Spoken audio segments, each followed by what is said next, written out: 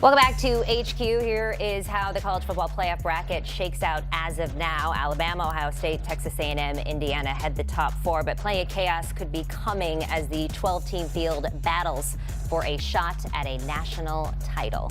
Let's take a look at some of those games on the Week 12 slate. You got Notre Dame at Pittsburgh. That one noon Eastern. Oklahoma taking on Bama. Iowa at USC. Trojans favored -6.5. And then Texas at Georgia. That's a good one at 7:30 Eastern.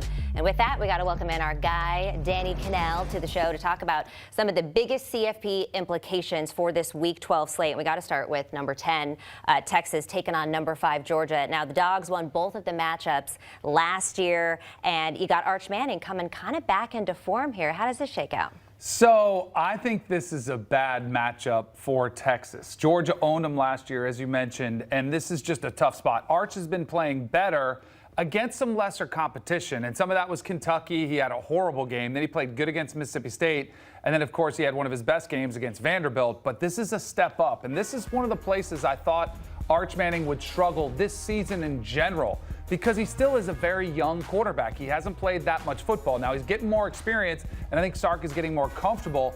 But Georgia and Kirby Smart, I do think will have a game plan that will confuse Arch Manning. The good news is they haven't been getting after the passer. They only have 11 sacks. That is the last in the SEC for the Georgia Bulldogs. I think it'll be more schematically taking some of the things away that he likes to do. That's what Kirby Smart will do. And they held, I think you could see a faster start, kind of like the Alabama-Georgia game. But then once Kirby Smart figures out, I think it will be a longer night for Arch Manning. Would that knock Texas out of the playoff discussion? Like, so if there's Sharpie in, a bracket in college basketball, I would not go Sharpie eliminated, but I do think it's pencil eliminated. There's still a very sliver of hope that you might have to erase it because there still are some other teams that still have to play that could lose. I mean, if Notre Dame loses, that would open up the door.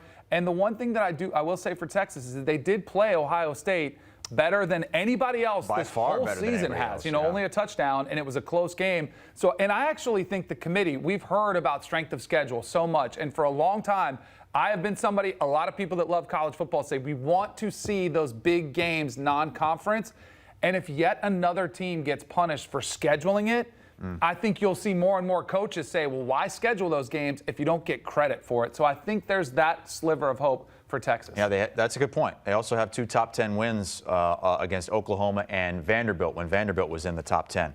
Let's go to number 11 Oklahoma on the road at number 4 Alabama.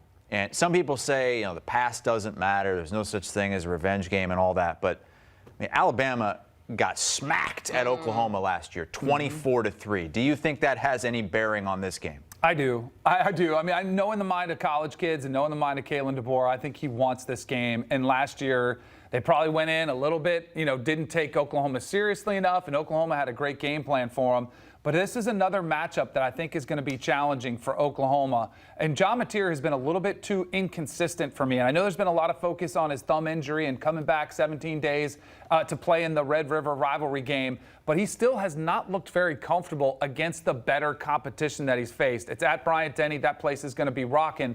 The one thing that I think is actually good for Oklahoma is their defense is nasty. They are filthy. And R. Mason Thomas is a name to keep an eye on, but there's not sure how he is health-wise. If he plays, that could make it a really long night for Ty Simpson.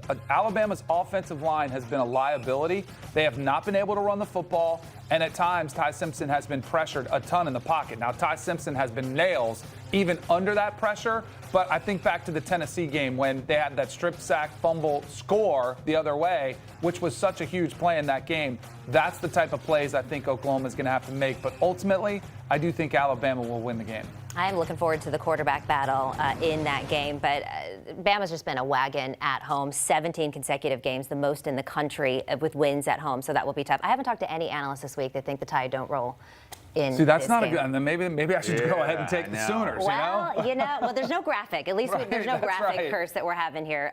So let's move on here and let's talk about number 9 Notre Dame taking on number 22 Pittsburgh. According to Sportsline, if Notre Dame wins this game, their CFP chances go up to 84%. Yeah. Drops to 0 if they lose. Thoughts on that? Katie, this 100% is a must-win game for Marcus Freeman. They're already sort of in a precarious position, even at 10-2. I don't think it's 100% guarantee Granted, we have them at 89. Like, it is a very strong chance. I don't see them losing a game, but there's going to be a lot of 10-2 teams. It feels like you're going to be comparing resumes to. So I think for Notre Dame, this is a must-win game.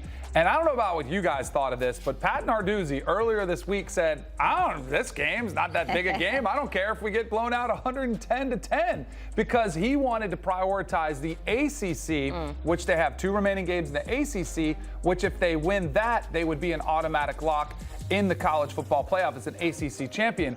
I don't know why Pat Narduzzi said that, if it was some sort of Jedi mind trick that he's trying to play on Notre Dame to maybe make them think like they're not preparing for it. They do have a lot of injuries. Desmond Reed, one of their best players, has been banged up. They've got a couple injuries on the defensive side of the ball. Maybe that's what Pat Narduzzi is kind of getting in front of, why he might not play certain players to get them rested for those last 2 ACC games. But I do think this is one. Mason Heichel has been awesome. He's undefeated as the starting quarterback at Pitt. This will be one of his biggest challenges against this Notre Dame defense. Before I heard from Pat Narduzzi and looked at the injury report, I thought this was a spot you circled and said, Pitt can pull off the upset.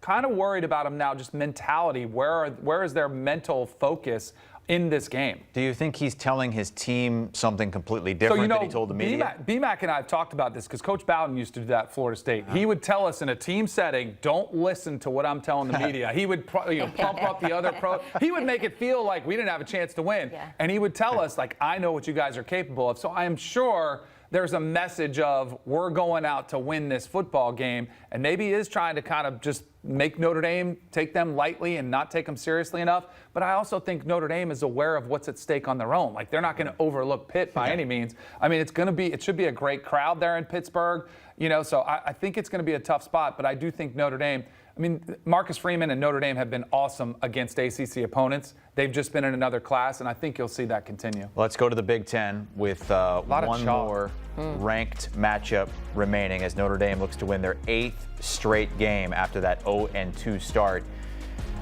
I was in Iowa this past weekend. Danny, I had a good time talking to you on the Saturday morning show. You saw me getting soaked. Have you seen the forecast for this game?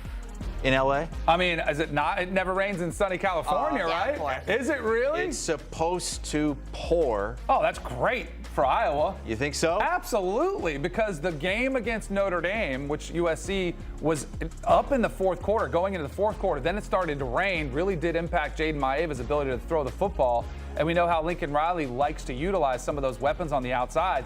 I think if you're an Iowa fan, you are praying for that forecast to come true. Not to mention, you just had a game that you kind of prepared you for these conditions. And I'm assuming it's not as cold, right? Like, it can't be that cold. High of 62 out there. Yeah, just rainy. And so I do think that favors, I think even the mental aspect of it. USC players are used to playing in perfect conditions, and Iowa's sort of used to playing in those murky, muddy conditions where you kind of want to make the game a little bit of a defensive, uglier matchup, which I think fits Iowa really well. And I was really impressed with Mark Gronowski, not only through his legs. We knew what he was capable of doing with his legs, but throwing the football in the rain. He actually made some big plays. So I think this is a good matchup for Iowa. And I do think this, of all the games we've talked about, I do think this one has the biggest potential for an upset of Iowa going out there to LA and pulling it off. You like the Hawkeyes? I actually do, but I also like them to win last week, and that did not happen. So close. Well, any given Sunday, any given Saturday. You were I there, hope so. Your emotions, you were caught up in the emotions. They've lost 12 straight to ranked teams dating back 4 years. At least they're getting closer. They are getting so close close against Indiana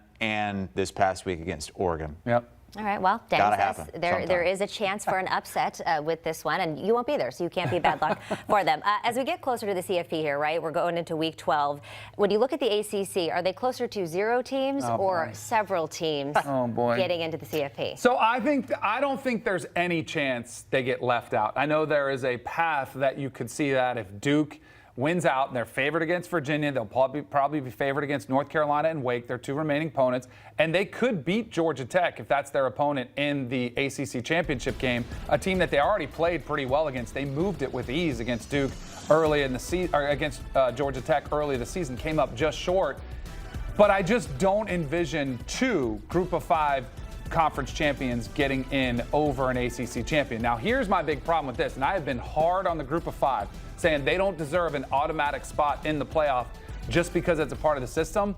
I wouldn't want to see Duke as a 4-loss ACC champion in the playoff either. I think there should be some requirement that you have to be, I don't know, you don't even have to make it top 12, but you should have to be ranked in the top 15, top 16, where you're at least in the vicinity of it. But I do think that'll be a chance. But I will sell you on the 2 teams in the playoff because Miami is just lurking there. And I have been a backer of Miami ever since their loss against Louisville and even after their loss against SMU.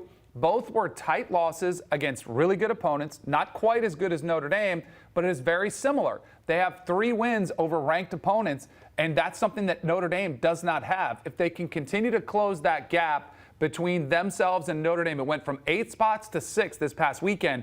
They need to get in the same pod. So you're looking at their resume right up against Notre Dame, and they own the head-to-head. I think there's a chance that could happen. Then you could get Miami in as an at-large. And if Georgia Tech somehow runs the table, they're in. So I think that's I would believe in that of a more likely scenario happening too than opposed to 0. It's crazy. Miami could get in as an at-large, and the champion could be left out because they're not among the 5 high. That would be wild. But Miami, you're right. But then they would still have to have the American champ and the Sun Belt champ. So that I just don't, they're not going to give 2 spots to the group of 5. Miami's got a good resume when you go back to that Notre Dame win, the South Florida win. They need to take care of business like Notre Dame has. Just blow through your last opponents. They've got Pitt to end the season. If Pitt somehow beats Notre Dame, that would be like a 2-fold help. Absolutely. College football YouTube page at CBS Sports is the place where we give all of our college football content one home to live. And we are very busy on that page on Saturdays with post-game reactions to all the shows, all the games. And there's some big ones this week.